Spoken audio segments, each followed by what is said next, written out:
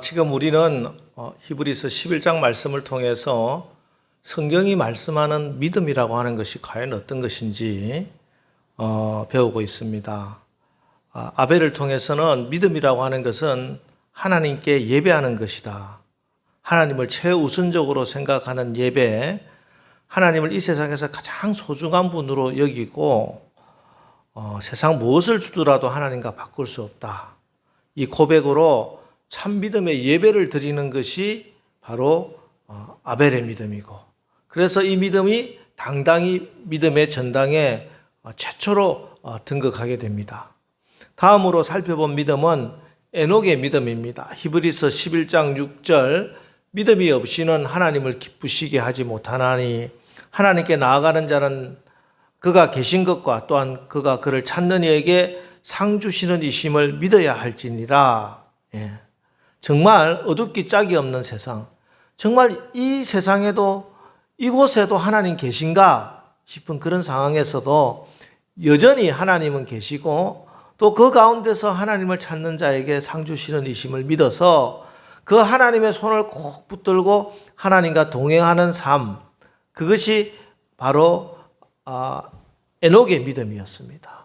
그리고 지난주에 살펴본 노아의 믿음은 하나님의 얼굴, 하나님의 눈 안에 있는 그 은혜를 발견하는 것을 배웠습니다. 이 세상이 너무나 타락해서 이제 하나님께서는 그 진노가 쌓이고 쌓여서 이제는 내가 이 세상을 다 썰어버리겠다 결심하셨다가도 어떻게 하든지 그 가운데서도 이곳에 은혜를 베풀 어떤 하나의 명분이라도 이유라도 찾고자 하시는 하나님의 얼굴, 그 하나님의 눈 안에 있는 하나님의 은혜를 발견하고 그 은혜를 힘입어서 심판할 때에 구원을 받고 의의 상속자가 되는 것, 이것을 살펴보았습니다. 이 아벨의 믿음, 에녹의 믿음, 또 노아의 믿음은 믿음의 큰 세 줄기, 물줄기와 같습니다. 그리고 이 세 물줄기가 한 곳에 모여서 큰 바다를 이루듯이 믿음의 용광로, 믿음의 큰 바다를 이룰 사람이 바로 아브라함이죠. 아브라함. 그래서 성경은 아브라함을 믿음의 조상이다 이렇게 말씀하고, 바울도 믿음을 소개할 때 아브라함을 예를 들어서 믿음을 소개하고, 야고보도 살아있는 믿음, 순종하는 믿음이 뭔지 아브라함을 믿음을 통해서 설명을 합니다. 자, 이 아브라함의 믿음, 그럼 아브라함의 이 큰 믿음, 믿음의 정수요, 믿음의 큰 바다 같은 믿음의 조상이 되는 이 아브라함의 믿음은 무엇인가? 오늘 히브리서 11장 8절은 이렇게 정리하고 있습니다. 믿음으로 아브라함은 부르심을 받았을 때 순종하여 장래 유업을 받을 땅에 나아갈새 갈 바를 알지 못하고 나갔다. 아브라함의 믿음은 하나님의 부르심을 받았을 때, 하나님이 말씀하셨을 때 그 말씀에 순종했다. 이것이 아브라함의 믿음이고, 이게 믿음의 조상이 되는 믿음이고, 이게 세상 만방의 복의 근원이 되는 믿음이다. 이렇게 해석을 해주고 있는 것입니다. 여러분, 순종, 참 말은 쉬운 것 같은데 이 순종이 참 어렵습니다. 불순종이 순종보다 훨씬 더 쉽지요. 불순종은 인간의 본성에서 나오는 것이기 때문에 너무나 자연스럽습니다. 그냥 타락한 인간의 본성대로 그대로 놔두면은 눈에 보이는 대로 그냥 내 느낌대로 내 판단대로 막 해버리면 그게 다 불순종이 돼요. 우리 아이들을 키우다 보면은 어릴 때 말을 배우고 하는 것을 자세히 보세요. 이 아이들이 자연스럽게 그대로 놔두면은 제일 먼저 배우는 말이 엄마, 아빠 뭐 이런 걸 배우겠지만, 자기의 의사를 표현할 때 네, 그러겠습니다 하는 말을 먼저 할까요? 싫어요를 먼저 할까요? 100이면 100 아이들은 싫어 이 말을 제일 먼저 합니다. 자기 의사 표현을 말할 때. 왜냐하면 인간의 본성이 바로 이 불순종하는 것이 인간의 본성이기 때문에 그렇습니다. 순종하려면 가만 놔두면 절대 순종하지 않아요. 순종은 훈련받아야 되고 배워야 되고 연단받아야 순종할 수 있습니다. 아브라함도 그렇게 연단받아서 순종의 결정판 믿음의 조상이 되었던 것입니다. 아브라함의 순종이 쉬운 게 아니죠. 그죠? 그래서 귀한 것입니다. 아브라함이 하나님의 부르심을 받았을 때 이 말은 창세기 12장에 나오는 말씀이에요. 12장 오늘 읽었던 12장 1절에 여호와께서 아브라함에게 이르시되 너는 너의 조상 고향과 친척과 아버지의 집을 떠나 내가 내게 보여줄 땅으로 가라. 고향을 떠나라 이 말씀입니다. 고향 내가 태어나고 어린 시절 친구들이 있고 또 친척들도 있고 추억이 있고 이 고향을 떠나는 거, 가정을 떠나는 거, 아버지 품을 떠나는 거 이게 쉬운 일이 아니지요. 게다가 아브라함의 고향은 갈대아 우르였습니다. 당시 메소포타미아 세계 최대 문명의 중심지 그곳에서 고향을 떠나는 것입니다. 여기 이제 우리 대부분 많은 사람들이 뭐 서울 출신도 있겠지만 많은 분들이 다 고향을 떠나서 이곳에 서울로 용인으로 이렇게 왔잖아요. 그죠? 그런데 왜 떠났습니까?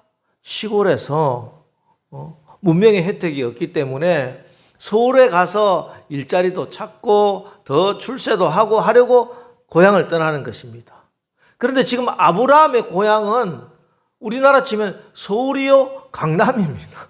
가장 좋은 곳에 좋은 여건인데 그곳을 떠나는 거예요. 그래서 시골로 갈지 뭐 산골로 들어갈지 뭐 섬으로 갈지 모르는 겁니다. 그런데 하나님은 그 말씀을 주셨어요. 게다가 아브라함의 나이는 75세나 되었습니다. 우리가 고향을 떠나서 새로운 개척지로 간다고 할 때 다 웬만하면 젊어서 가지 나이 많으면은 떠났던 고향도 다 돌아오잖아요. 보면은 미국에 가 계시고 캐나다에 가 계시고 하던 분들이 연세가 드시면은 나도 고향에 내 뼈를 묻고 싶다 이런 말씀을 하시고 그래서 다시 이민생활 정리하고 돌아오시는 분들도 많이 계시잖아요. 그런데 이제 타향살이 정리하고 돌아와야 할 시점인데 하나님께서는 너의 고향을 떠나라 이렇게 말씀을 했습니다. 그런데 아브라함은 이 부르심을 받았을 때 순종했다는 것입니다. 이게 아브라함의 믿음입니다.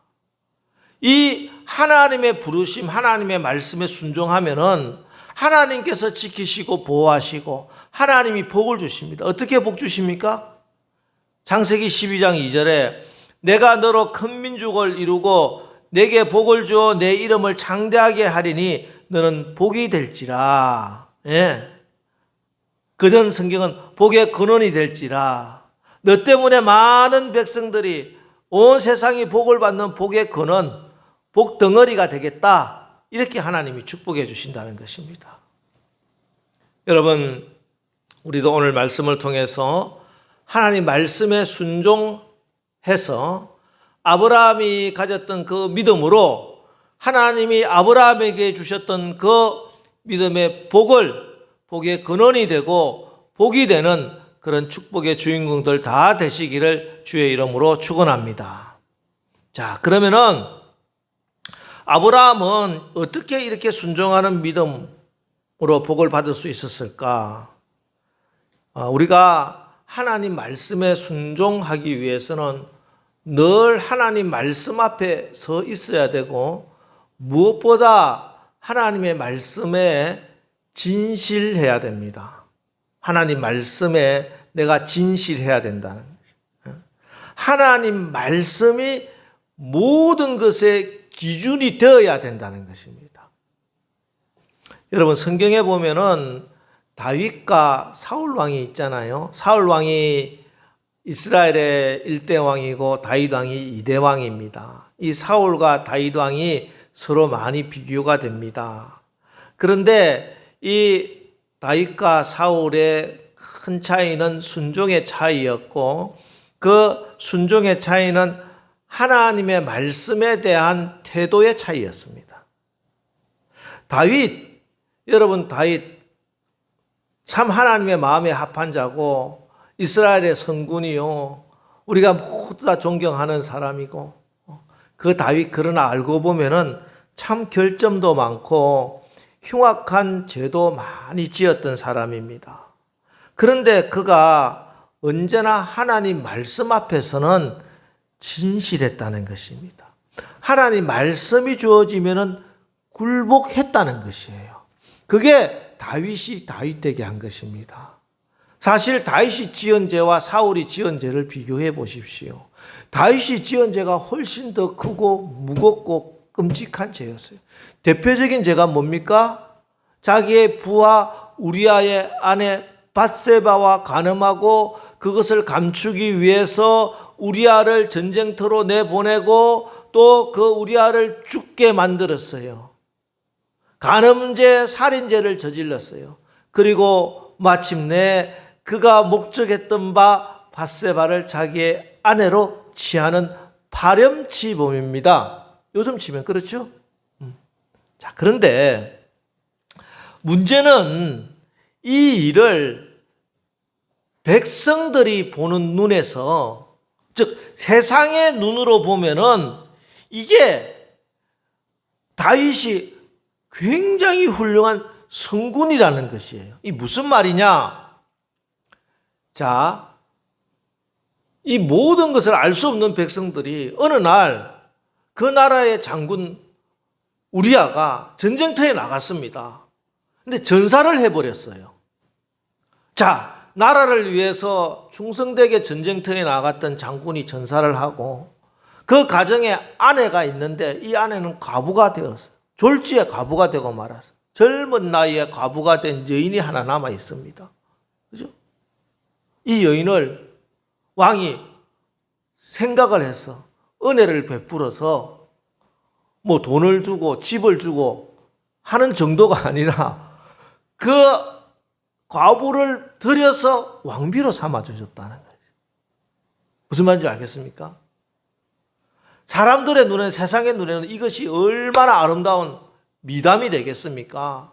나라를 위해서 목숨 바친 그 가정을 나라가 책임을 져주고, 그것도 보통 책임져 주는 것이 아니라 우리아의 그 충성을 기리고 보상해주고 보상해주는데 최고로 보상해줘서 왕비로 삼아줬다니까요.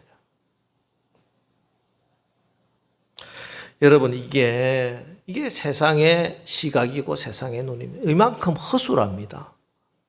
여러분, 우리가 뭐 민심이 어떻다, 뭐 여론이 조사가 어떻다 그러지만 알고 보면은 그 실상을 보면은 끔찍한 일들이 너무 많습니다. 위대하다 쭉 따르고 막 했는데 알고 보니까 그게 완전히 껍데기고 추악한 회칠한 무덤 같은 것을 우리가 얼마나 많이 추종하고 있는지 모르는 거예요. 그래서 심지어 다윗도 다윗 스스로를 속입니다. 아, 나는 성군이구나. 나는 내 부하의 아내를 참 진짜 불쌍한 여인을 내가 구해주는 성군이구나. 그런 생각을 하면서 자기 스스로를 합리화시키면서 그렇게 왕의 일을 하고 나라를 다스리고 있었다는 것이에요.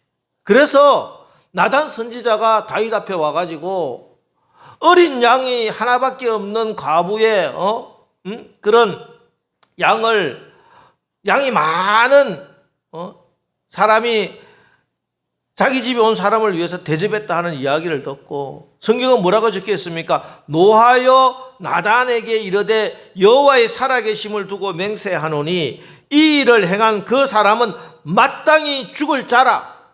이렇게 큰 소리 친다는 것입니다. 왜? 스스로는 자기는 굉장히 선한 왕이고 성군이고 착한 왕이라고 스스로를 속이고 있었기 때문에 그렇습니다. 백성들도 그렇게 자기를 믿고 자기도 그렇게 믿고 있었고, 그래서 그런 못된 사람은 내가 죽어야 된다 할 정도로 그렇게 자기의 일을 막 내세우면서 그렇게 살고 있었다는 것입니다.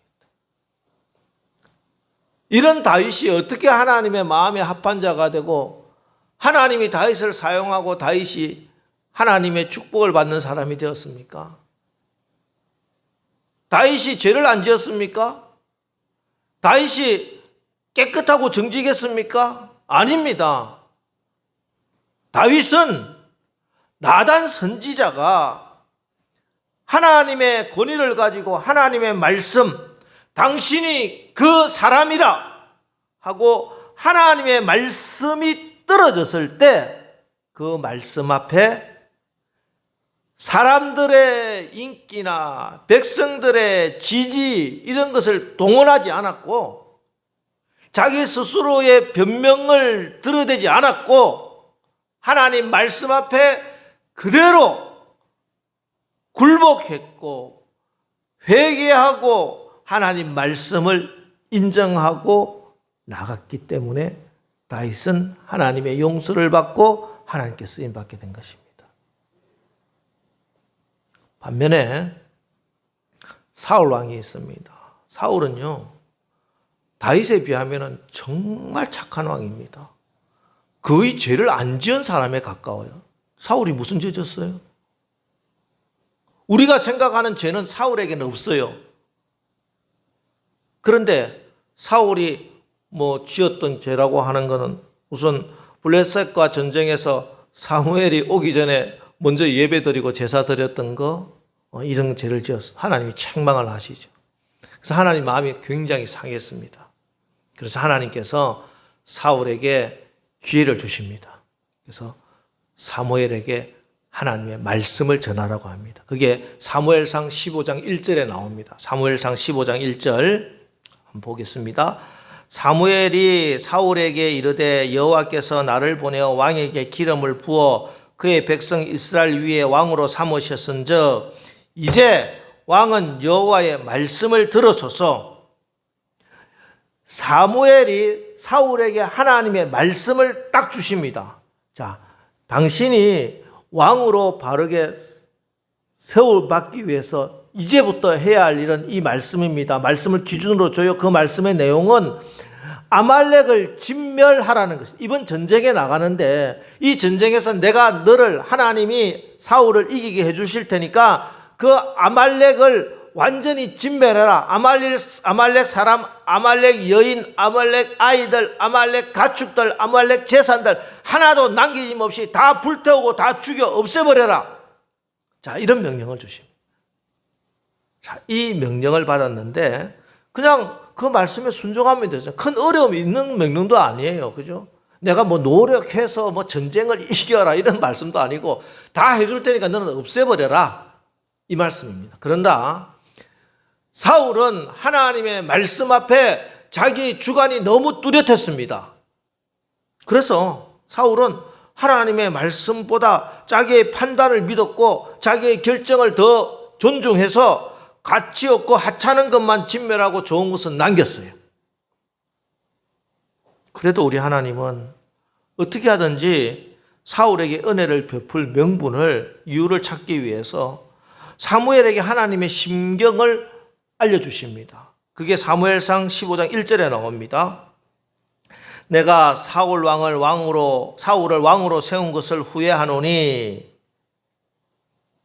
내가 사울을 왕으로 세운 것을 후회한다. 이게 지난주에 노아의 말씀에서 하나님이 한탄하신다 이 말씀을 통해서 제가 설명을 드렸습니다. 이 말씀은 뭐냐면은 어떻게 하든지 지금 사울을 이제 완전히 버려야 하는 지경에까지 왔는데 이걸 가지고 하나님이 후회하시고 한탄하시고 슬퍼하시고 눈물 지시고 고민하시고 또 고민하시고 어떻게 하든지 이 가운데서 어떻게 은혜를 베풀 수 있을까? 하나님 지금 고민하고 힘들어 하신다는 거예요. 그래서 이 마음을 받은 그 성경을 읽어보면 나중에 사무엘상 15장 가서 한번 찬찬히 읽어보세요. 사무엘은 이 하나님의 마음을 붙들고 밤새 기도했다고 되어 있습니다. 하나님의 마음을 알았으니까. 그래서 하나님의 마음을 전하려고 다음날 일찍이 사울을 찾아났습니다. 나단 선지자가 다윗 앞에 섰듯이 이제 하나님의 말씀으로 그가 돌이키게 하기 위해서 사무엘이 아침에 일찍 사울 앞에 섰습니다. 사무엘상 15장 13절 사무엘이 사울에게 이른즉 사울이 그에게 이르되 원하건대 당신은 여호와께 복을 받으소서 내가 여호와의 명령을 행하였나이다 하니 내가 여호와의 명령을 행하였나이다. 말씀 앞에 신실하지 못합니다. 하나님이 진멸하고 했는데 그러지 않고도 사무엘을 기만합니다. 하나님을 기만하려고 내가 하나님의 말씀을 행했습니다. 다윗처럼 꼬꾸라지지 못했고 끝까지 말씀 앞에 자기 죄를 감춥니다. 이때 하나님께서 마지막으로 한 번 더 기회를 주십니다. 마지막입니다. 그게 뭐냐 하면은 사울이 애써 감추려고 했던 그 죄를 들추어내십니다. 사무엘상 15장 14절입니다. 사무엘이 이르되 그러면 내 귀에 들려오는 이 양의 소리와 내게 들리는 소의 소리는 어찌 됨이니까 하니라. 여기 양의 소리, 소의 소리, 이 소리라고 하는 히브리 말과 15장 1절에 처음에 이제 왕은 여호와의 말씀을 들으소서 할 때 말씀이라고 하는 단어는 같은 단어입니다. 이 말은 뭐냐면은 내가 하나님의 말씀을 사울왕에게 주었는데 내 귀에 들리는 소리는 당신이 하나님의 말씀에 순종했다는 것이 아니라 어떻게 양의 소리, 소의 소리가 내 귀에 들리느냐? 이렇게 하나님 말씀하는 거예요.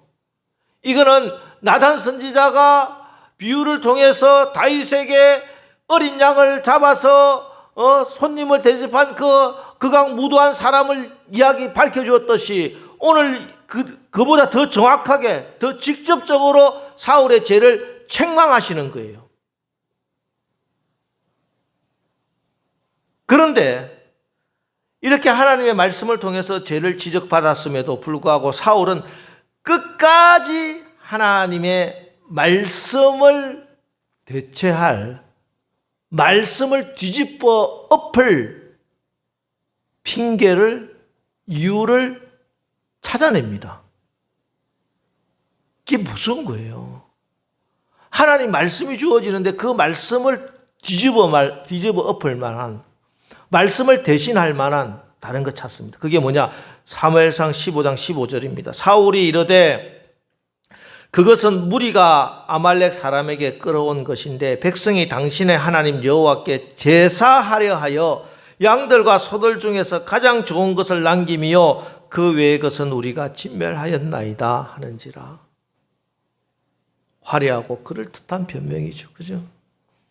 내가 나를 위해서 한 게 아닙니다. 이거 하나님 위한 거예요. 그죠? 나의 정치적인 위상을 높인 게 아니라 하나님을 위해서, 하나님께 제사 드리기 위해서, 하나님을 예배하기 위해서 어쩔 수 없었습니다. 보세요. 내가 하나님께 좋은 것 드리겠다고 한 건데 뭐가 잘못된 것이야? 그래서 나쁜 거는 다 죽여버리고 좋은 것만 갖고 왔습니다. 하나님 양을 받으소서, 소를 받으소서. 여러분, 하나님 말씀 앞에 진실해야 됩니다. 오직 하나님의 말씀이 기준이 되어야 된다는 거죠. 응? 하나님 말씀 앞에 진실하지 못하면요, 하나님 말씀이 기준이 되지 못하면요, 얼마든지 우리는 죄가 아닌 것으로, 아니 아주 고귀하고 선한 것으로 바꿔버릴 수 있습니다. 충분히 그럴 수 있어요. 무슨 말인지 알겠습니까? 하나님 말씀이 기준이 되지 않으면 테러를 행하면서 그것을 거룩한 성전이라고, 거룩한 전쟁이라고 그렇게 만들어버릴 수도 있어요. 이슬람 사람들이 테러를 하면서 그들은 이게 하나님의 뜻이라고 그렇게 무자비한 테러를 감행하고 있지 않습니까? 우리나라에 지금 무슨 일이 일어나고 있습니까? 동성애 하나님이 죄라고 분명히 말씀한 그 죄가 하나님 말씀이 기준이 되지 않으면 소수자의 인권을 보호하는 너무나 좋은 일이 되는 것이에요. 반대하는 사람이 차별하는 사람이 되고 동성애를 지지하는 사람이 차별이 없는 세상을 만드는 고귀한 사람이 되고 지성인이 되고 마는 것이에요. 여러분, 하나님 말씀이 기준이 되지 않으면 이 세상 모든 것을 다 뒤집어 엎을 수 있습니다. 악이 선이 되고 선이 악이 되고. 그러나 여러분, 하나님은 속일 수 없습니다. 이에 대해서 화려한 변명의 이유의 앞에서 하나님의 평가는 냉엄합니다. 우리 다 같이 사무엘상 15장 22절 23절 말씀 읽어보겠습니다. 시작. 사무엘이 이르되 여호와께서 번제와 다른 제사를 그의 목소리를 청종하는 것을 좋아하신 같이 좋아하시겠나이까? 순종이 제사보다 낫고 듣는 것이 순양의 기름보다 나으니 이는 거역하는 것은 점치는 죄와 같고 완고한 것은 사신 우상에게 절하는 죄와 같음이라. 왕이 여호와의 말씀을 버렸으므로 여호와께서도 왕을 버려 왕이 되지 못하게 하셨나이다 하니. 왕이 여호와의 말씀을 버렸으므로 여호와께서도 왕을 버려 왕이 되지 못하게 하셨나이다.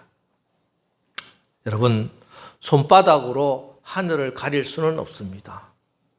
하나님은 우리가 아무리 그럴듯한 이유를 들이대어도, 내가 어떠한 업적을 쌓아도 하나님 말씀에 불순종한 것을 정당화시켜주지 않습니다. 심지어 하나님이 가장 귀하게 여기시는 예배도 하나님 말씀을 대체할 수 없다는 것이에요. 말씀에 청종하는 것을 좋아하신 같이 좋아하지 않는다는 것입니다. 하나님이 우리에게 바라시는 단 한 가지는 하나님의 목소리를, 하나님의 말씀을 청종하고 말씀을 듣고 복종하는 이 믿음을 원하신다는 것이에요. 믿음으로 아브라함은 부르심을 받았을 때 순종하였다. 여러분, 우리의 귀에는 여전히 많은 소리들이 들려옵니다. 양의 소리도 있고 소의 소리도 있고 세상의 소리, 세상의 온갖 이론들, 많은 전문가들의 진단 소리들, 내 욕망에서 나오는 그런 소리들, 그 가운데 여러분의 귀가 복된 귀가 되어서 하나님의 말씀이 여러분의 귀에 들리게 되시고 그 말씀을 듣고 순종하여 아브라함이 받았던 그 놀라운 복의 주인공들 다 되시기를 주의 이름으로 축원합니다. 문제는 이 하나님의 말씀이 나에게 들려왔을 때 이 말씀이 그 내용을 가만히 생각하고 분석해 보면은 이게 내 이성이나 나의 지금 상황과 맞지가 않을 때가 대부분이라는 것이. 그게 내가 이해가 되고 내 상황과 딱 떨어지면 누가 순종 안 하겠습니까? 하나님 말씀인데. 그런데 문제는 이게 내가 지금 생각해보고 판단해보니까 이게 아닌 것 같다는 것이죠. 내 여건에 지금 맞지가 않은, 내 여건에는 맞지 않는 것. 맞는 말씀인데 지금 내 상황에는 맞지 않는 것이에요.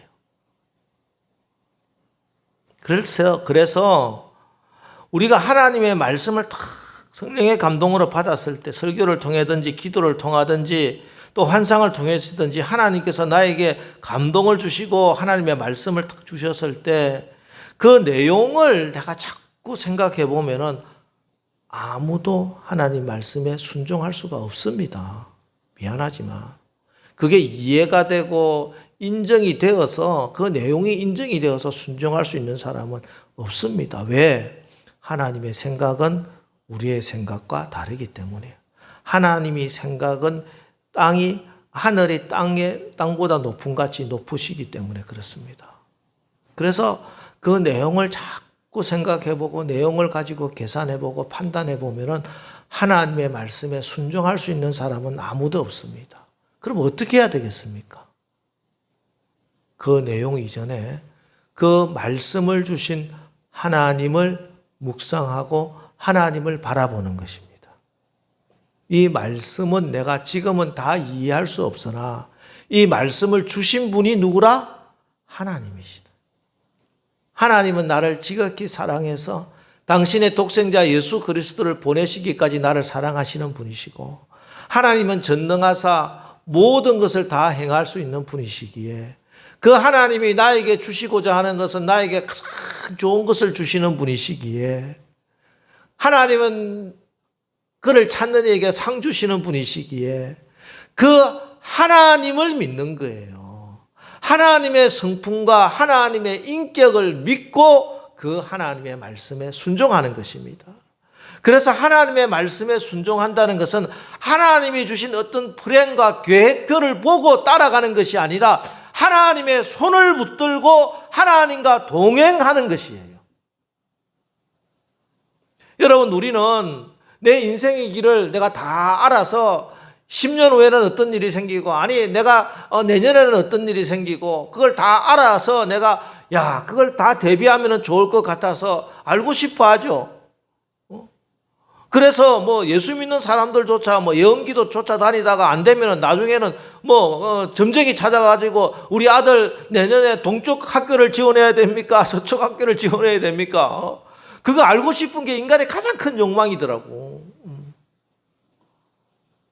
그래서 교회에서도 보면 사역을 하는데 제일 사람들이 많이 모이는 거 병자 낫고 이런 치유 이런 거는 병자들만 오는데 사람들이 제일 현혹되고 제일 갈급해하는 게 예언 사역 하신다 저분이 예언하신다 하면은 정신없이 머리 뒤밀어 대고 어떻게 됩니까?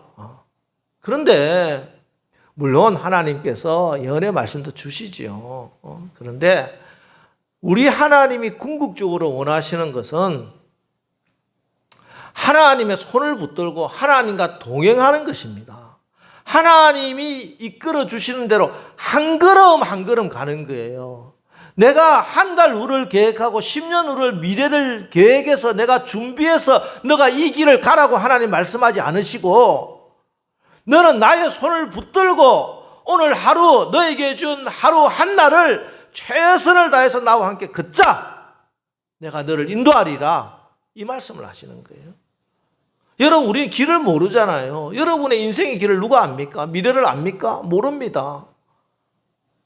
그래서 하나님한테 내 미래를 좀 알려주세요 해서 어떻게 하겠다는 것이에요? 살아갈 수 있을 것 같아요? 제가 중국에 있을 때 상해를 갔습니다. 제가 이제 송에 살다가 이제 어느 일이 있어서 상해 무슨 음식점도 찾고 또 어떤 선교사님 지금 생각해 보니까 선교사님 집을 사둔 것 같아. 갔는데 상해역에서 내려서 가는데 이 지도하고 주소를 받았는데 이 모르겠는 거야 이게. 그래서 길 가는 사람들한테 물어봐요. 이거 이 어눌한 중국어로 이 절이 어떻게 가야 되느냐 막 이렇게 하면서 절이 나리 해서 하면서 이렇게 딱 하면서 이렇게 하는데 가르쳐 주는데 모르겠어요. 가보면 아닌 것 같고 그래서 한데 그때 어느 청년입니다. 남학생 같아. 남학생, 대학생 같아. 이 친구가 더운데 그날도 날씨가 더웠던 것 같아. 더운데 고생한다고 내가 아는 길이니까 나하고 같이 가자고. 그래서 나를 이끌고 이렇게 데려가 주는 거예요. 금방 찾아갔습니다. 여러분, 하나님이 내가 지시할 땅으로 가라 한 것은 하나님 너 혼자 가라 이 말씀이야. 내가 너와 함께 가겠다는 말씀입니다. 여러분, 하나님은 오늘도 우리를 부르십니다. 우리와 함께 가자고 하십니다. 하나님 말씀에 순종한다는 것은 내가 그 말씀을 이해하고 그 말씀이 다 용납되어서 순종하는 게 아니에요. 나에게 그 말씀을 주신 하나님을 바라보고 그 하나님 손 붙들고 그냥 걸어가는 겁니다. 그 믿음이 아브라함의 믿음이었고 그 믿음으로 아브라함은 복의 근원이 되었습니다. 여러분, 이번 한 주간 여러분 너무 세상에 얽매이지 마십시오. 눈에 보이는 것 때문에 영원한 것 잃어버리지 마시기 바랍니다. 아브라함은 이 땅을 지나가는 나그네로 생각해서 장막을 치고 텐트를 치고 살았던 사람이다. 이렇게 이야기하잖아요. 영원한 소망을 하늘에 두십시오. 땅의 보물을 위해서 애쓰고 힘쓰는 것 나쁜 일은 아니지요. 그러나 그것이 하늘의 믿음이라는 보물을 쌓아두는 것보다 더 중요해지면은 결국 땅의 보물도 잃고 믿음도 잃게 됩니다. 여러분, 믿음이라고 하는 보물은 결코 없어지지 않습니다. 믿음은 성도가 하늘에 쌓아둘 보물입니다. 재물도 명예도 권세도 이 세상 떠날 때 다 놓고 가야 하지만 믿음은 가지고 갑니다. 하나님은 천국 문턱에서 여러분에게 너의 믿음을 보여라 이렇게 말씀하실 겁니다. 여러분 이번 한 주간 믿음의 조상 아브라함, 말씀에 순종한 아브라함, 하나님의 인격과 성품을 믿고 하나님의 손을 꼭 붙들고 말씀에 순종하여 믿음에 승리한 아브라함의 믿음, 그 믿음을 본받아 우리도 믿음의 보물을 하늘에 쌓아두는 믿음의 부자들 되어서 아브라함이 받았던 그 놀라운 축복을 받아 누리는 한 주간 살아가시기를 주의 이름으로 축원합니다. 기도하겠습니다. 하나님, 우리의 믿음이 아브라함의 믿음처럼 하나님 말씀에 순종하는 그런 믿음이 되게 하여 주시옵소서. 우리에게 하나님 말씀 올바르게 들을 수 있는 순종하는 마음 주시고 순종하기 위해서 성령의 도우심을 간구하며 말씀 앞에 말이 아니라 행동으로 삶으로 순종하는 열매가 있게 하여 주시옵소서. 선하신 하나님께서 하신 명령이기에 우리가 그 하나님의 신실하심을 믿고 순종하게 하시고 하나님의 손을 꼭 붙들고 하늘나라 소망 두고 영원한 천국의 소중한 것 잃어버리지 않는 아브라함의 믿음의 후손들 복의 근원 복 덩어리로 살아가게 하옵소서. 예수님의 이름으로 기도합니다. 아멘.